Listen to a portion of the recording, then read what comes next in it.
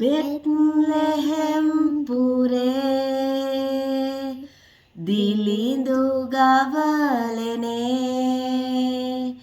ඔරුව තුලේ සිසිලෙනිදයි යේසු බිලින්දා සාමෙරජින්දා.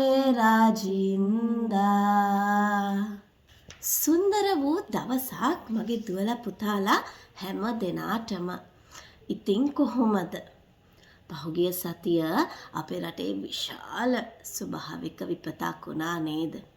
නමුත් දැන් ඒ සියලු දේ නැවතත් අලුතින් හැම කරදර බාධක දුරු කර ගනිමින් අලුත් කාලයක් අලුත් ජීවිතයක් පටන් ගන්න උත්සාහ දරමින් ඉන්නවා. ඒ ව්‍යසනයට පත් වූ අයත් මුළු ශ්‍රී ලාංකික අපිත් නේද? හොඳයි මගේ දුවේ පුතේ, ඉතින් මේ හැම අවස්ථාවෙම අපේ දෙවි පියාණන් වහන්සේ අපේ ළඟින්ම ඉන්න බව මතක තියා ගනිමින්ම අපි අපේ අලුත් පාඩමට යමු. ඉතින් දුවේ පුතේ, මම දැන් ඉස්සෙල්ලාම කියපු අර නත්තල් ගීතිකාව මේ දවස්වල අපිට හැම තැනදීම ඇහෙනව නේද? අවුරුද්දේ ප්‍රීතිමත්ම කාලයට අපි ඇවිල්ලා. ඕගොල්ලෝ නොයිවසිල්ලෙන් බලන් ඉන්නව නේද මේ දෙසැම්බර් මාසය, මේ සීත කාලය, මේ නත්තල් කාලය එනකන්? ඔව් මම දන්නවා ඒක බොහොම හොඳයි. මොකද මටත් පොඩි දෙන්නෙක් ඉනෝ. ඒ දෙන්නත් හරිම ආසයි මේ නත්තල් කාලය එළඹෙනවට. ඔන්න මම තෝරගත්තා පුංචි බයිබල් කොටසක් අපේ පාඩමට ඇතුළු වෙන්න. මේ කොටසට අපි ඉස්සෙල්ලා ඇහුම්කන් දෙමු. ශුද්ධවර ලූක් දෙවන පරිච්ඡේදයේ 8 වෙනි පදේ ඉඳන් 14 වෙනි පදේ දක්වා. එඬේරු සහ දේවදූතයෝ. තවද එම පළාතෙහි එඬේරු රෑ යාමයෙහි සිය බැටළු රැළ රකිමින් පිට්ටනියෙහි සිටියහ. එවිට සමිදානන් වහන්සේ දූතෙක් ඔවුන්ට දර්ශනය විය. සමිදානන් වහන්සේගේ තේජශ්‍රීය ඔවුන් සිසාරා බැබලිනි. ඔවුහු අතිශයින් බියපත් වූහ. එහෙත් දේවදූතයා ඔවුන්ට කතා කොට බිය නොවන්න, මෙන්න සකල ජනයා හට ඉතා ආනන්ද ජනක මංගල පුවතක් මම ඔබ වෙත ගෙනිමි. මක්නිසාද? ස්වාමින් වන ක්‍රිස්තුස් නම් ගැලවුම්කාරයෙක් ඔබහට දාවිත්ගේ නුවර අද උපන්නේය. රෙදිවලින් ඔතා ගවවරුවක සතප්පා සිටින බිලිඳෙක් ඔබට සම්භවන්නේය. එය ඔබට සලකුණේ කියයි කීය. ඒ ඇසිල්ලෙහිම දේවදූතයා සමග ස්වර්ග සේනා සමූහයක් දෙවියන් වහන්සේ පසුසමින් අති උසස් තැන්හි දෙවිඳුන්ට මහිමයද මිහිපිට දේව ප්‍රසාදයද ලත් ජනයා අතර සාමයද වේවායි ගැයූහ.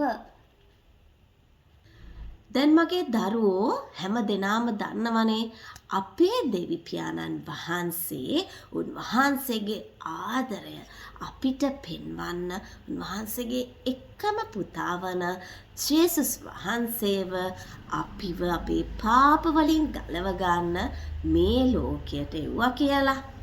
අපි පුංචි දවස්වල ඉඳන්ම මේ දේ ඉගෙන ගන්නවානේ. එහෙම නේද? ඉරිදා පාසලෙන්, අපේ පල්ලියෙන්. ඉතින් මගේ දුවේ පුතේ, ජේසුස් වහන්සේ මේ ලෝකයට ගේන්න මේ ලෝකේ ජේසුස් වහන්සේගේ තාත්තා වන ජුසේතුමාත් මරියතුමිත් බොහෝම කැපකිරීම කළා. මතකයි නේද?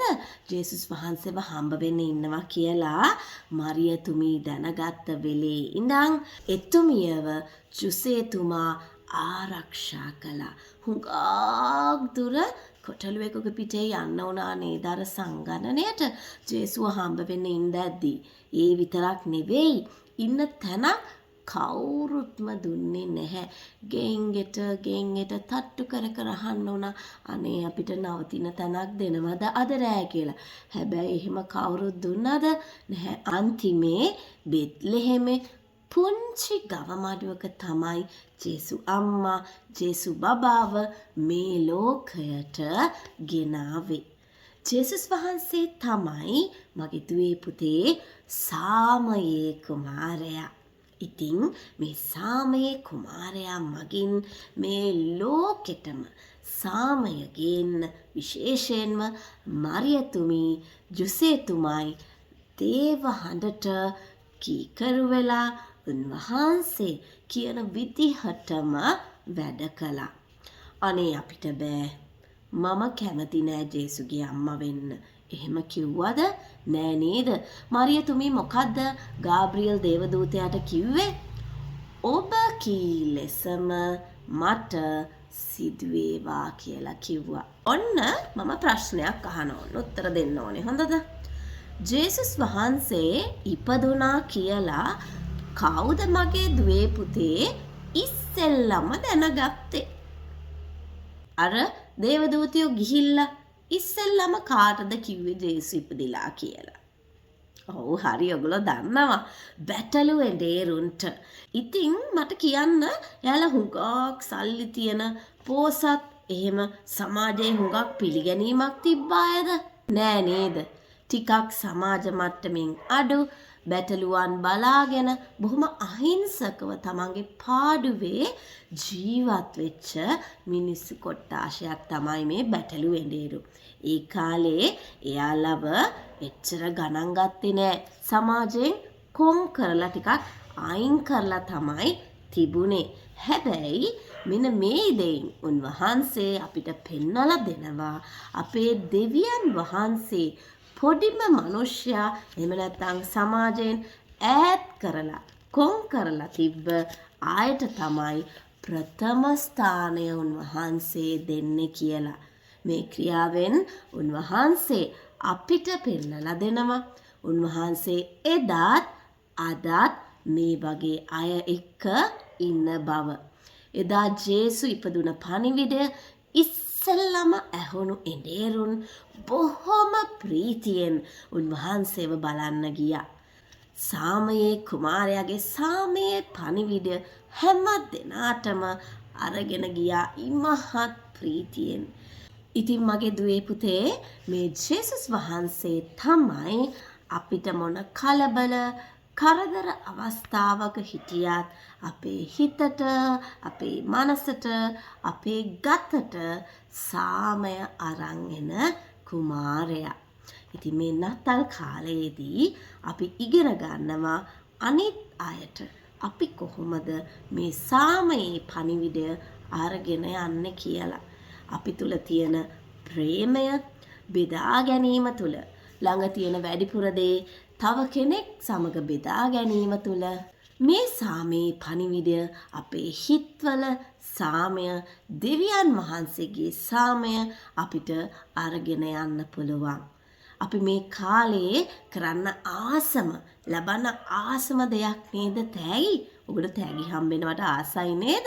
ඉතින් මේ තෑගි බෙදා ගැනීමත් හුඟ කාලයකට කලින් අපිට තෑග්ගක් විදිහට මේ ලෝකයට ලැබුණු සාමේ කුමාරයා වන ජේසුව සිහිපත් කරනවා මගේ දුවේ පුතේ. ජේසු අපිට කොච්චර ආදරේද සහ උන්වහන්සේ අපිට කොච්චරක් දේ කරලා තියෙනවද කියලා අපේ හිතට දැනෙනවා. එතකොට අපේ ජීවිතයට ඒ තුලින් සාමය ලැබෙනවා. ඉතින් මගේ දුවල පුතාලා ඔයාලත් ජේසු එක්ක හොඳ යාළුවෙක් වෙලා උන්වහන්සේගේ සාමය අත්විඳින්න ඕනද? එහෙනම් එක පුංචි දෙයයි කරන්න තියෙන්නේ. දිනපතාම බයිබලය කියවන්න, උන්වහන්සේට යාඥා කරන්න. උන්වහන්සේගේ සාමයේ ප්‍රීතිය ඔයාලගේ හදවතට, ඔයාලගේ පවුලට, මේ මුළු රටට, මුළු ලෝකයටම අරගෙන යන්න. එහෙනම් අපි මේ පාඩම අවසන් කරන්නට පුංචි යාඥාවකට හැමදෙනාම එකතු වෙමු. අපි යාඥා කරමු.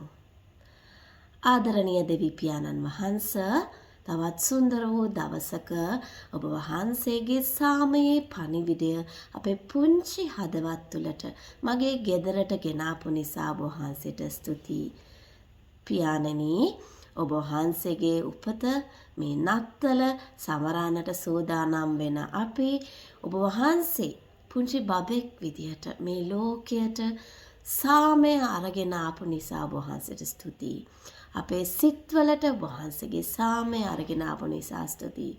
පියාණනි, ඔබ වහන්සේගේ සාමයේ පණිවිඩය මුළු ලෝකය පුරා, මුළු රට පුරා හැමෝගෙම අතරට ගෙනියන්න පුංචි මාව පාවිච්චි කරන්න.